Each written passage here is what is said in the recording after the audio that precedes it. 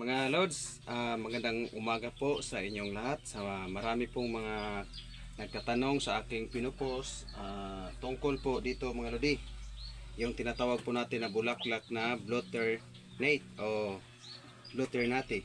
So ang ginagawa ko po nito mga Lodi ay binababad ko siya sa maligamgam na to o mainit na tubig para yung kulay blue niya ay matatanggal at yung kulay naman niya na nandun na sa tubig, yun po ang iniinom ko.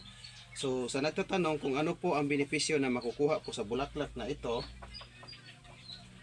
so Lods, para ipapaliwanag ko po sa inyo, kukuha muna ko ng mainit na tubig at ilagay ko muna siya mga Lodi ha. Yan po, kukuha muna ko ng maligamgam na tubig, mainit na tubig.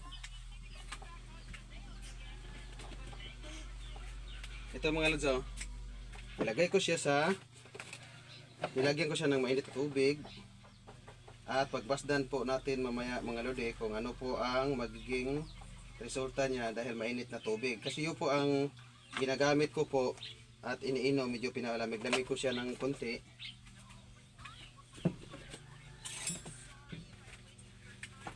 So yung kulay niya mga Lodi nagda-down.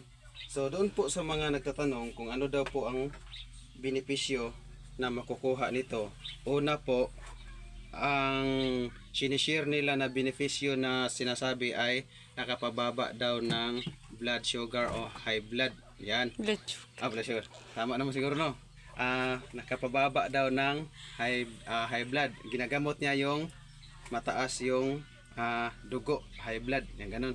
Tapos po, sabi daw po nila po ay nakapagpausbong ng buhok, nagpapakapal. So shout out yan sa mga maninipis ang buhok, so nagpapakapal siya ng buhok. At ang the best pa doon mga Lodi na pinaliwanag nila ay nakagamot daw ito sa breast cancer. Ayan. At po maraming benepisyo po ang makukuha nito at iba pa.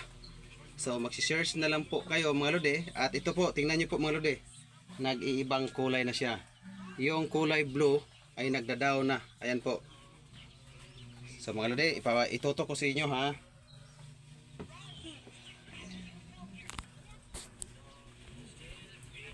Ayan mga Lods, pagmasdan nyo po, gumagalaw po yung kulay blue. Ayan, nagdadaw na siya. Unti-unti na pong nalulusaw yung kulay blue.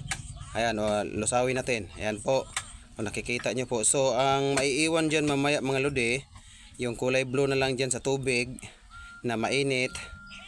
At yung bulaklak na po mga Lodi, magiging white na po yan kasi yung blue nandun na po sa ilalim. So pagmasdan natin mga Lods, medyo mahaba po itong video dahil po gusto ko pong ipapaliwanag po sa inyo. Ayan po mga Lodi.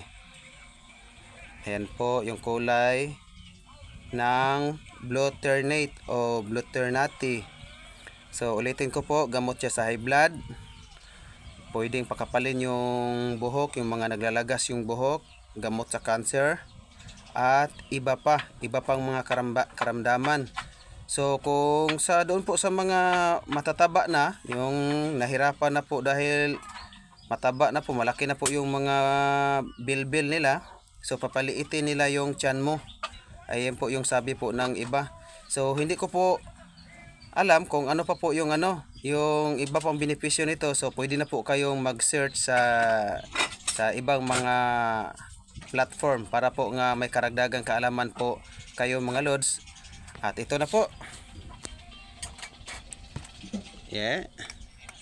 Ayan po mga Lods, nagkulay blue na siya. So mamaya mga Lods, pag medyo kaya na po ang init niya, so iinumin ko na to po mga Lods. At yung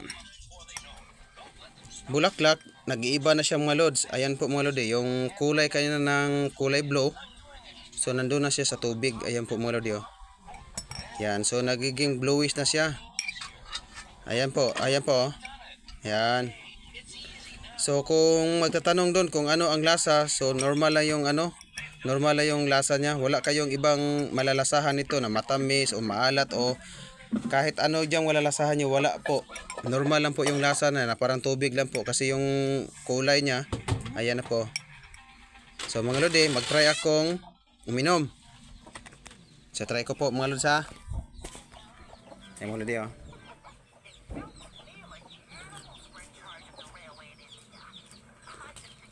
So lasa siyang bulaklak mga lods. Ayan, maligam-gam. May init-init pa. Mainit. Ayan yung kulay niya mga lods, nagkukulay blue. So kung makakita kayo diyan ng ng bulaklak na tulad nito, so yung bulaklak po mga lods yung tinatawag natin double. Kasi double yan mga lods yung bulaklak double yan. Hindi po, mayroon pong blue nito mga lods pero single siya. Solo lang yung pagkabulaklak niya. Ito po ay double. So hanggang dito na lang yung pagbahagi muna ni Jake Vlog. Maraming salamat and subukan nyo na po. God bless.